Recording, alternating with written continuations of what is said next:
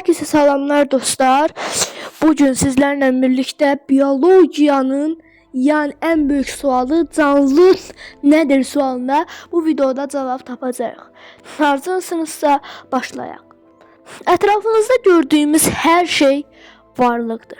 Varlıqları əsasən 3 qrupa ayırmaq olar. Cansız varlıqlar, canlı varlıqlar və viruslar. Viruslar maraqlıdır. Çünki onlar canlı ilə cansız arasında xüsusi yer tuturlar. İlk olaraq cansız varlıqlardan danışaq. Daşlar, su, hava, metallar, planetlər, ulduzlar və qalatqalar. Cansız varlıqlardır bunlar. Onların hüceyrəsi yoxdur. Onlar qidalanmır, böyümür, çoxalmır və maddələr mübadiləsi aparmırlar. Bütün maddələr atomdan ibarətdir. Atomun tərkibində proton, neytron və elektron olur. Bu kiçik hissəciklər kainatda gördüyümüz bütün maddələrin əsasını təşkil edir. Bəs canlı nədir? Canlılar ən azı bir hüceyrədən ibarət olan bir hüceyrə, yəni tək hüceyrəli canlılar. Tək hüceyrəli canlılar orqanizmlərdir. İnsanlar, heyvanlar, təkcə orqanizmlər tək hüceyrəli deyil. İnsanlar, heyvanlar, bitkilər, göbələklər və bakteriyalar da orqanizmlərdir və canlıdır. Canlıların bir neçə əsas xüsusiyyəti var. Onlar qidalanır, nəfəs alır, böyüyür, inkişaf edir, çoxalır, ətraf mühitə reaksiya verir və zaman keçdikcə yaşlanırlar. İndi isə hüceyrənin içinə kiçik bir səyahət edək. Hər bir hüceyrənin daxilində DNT adlanan xüsusi bir molekul var. DNT-ni hüceyrənin kitabxanası kimi təsvir edin.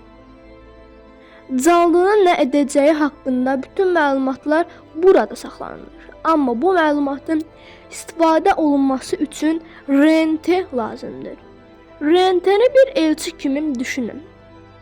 O, DNT-dəki məlumatın sürətini götürərək onu ribosom adlanan kiçik zavodlara aparır.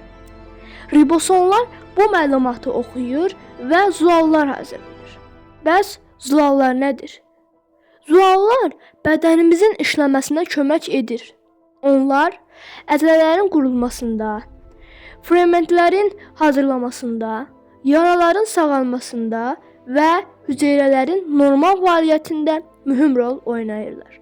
Və zuallar digər adı da protein də demək olar. Yəni bunu belə yadda saxlayın. DNT məlumatı saxlayır, RNT məlumatı aparır, ribosom zulal hazırlayır, zulallar ribosom zulal hazırlayır, zulallar hüceyrənin işini yerinə yetirir. İndi isə keçək viruslara. Virusların hüceyrəsi yoxdur. Onlar yalnız və yalnız DNT və ya RNT-dən və onları qoruyan zülal qılıfından ibarətdirlər. Viruslar öz başına çoxala bilmirlər. Onlar yalnız canlı hüceyrələrə daxil olduqda aktivləşir, çıxdıqda isə deaktiv olurlar. Hüceyrələrin mexanizmindən istifadə edərək öz sürətlərini hazırlayırlar.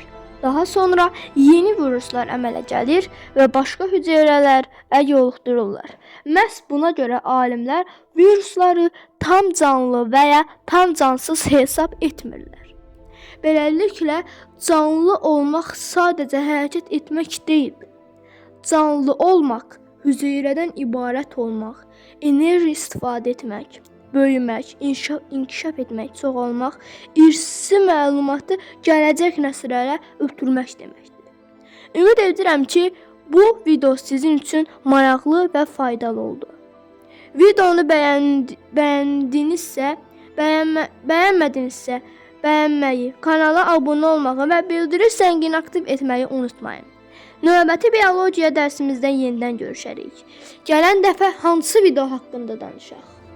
Onu da siz deyin. Bir izləyicimiz bizə Neptun haqqında danışmağımızı istəmişdi. Onu da mütləq və mütləq edəcəyik. Narahat olmasın. Sağ olun.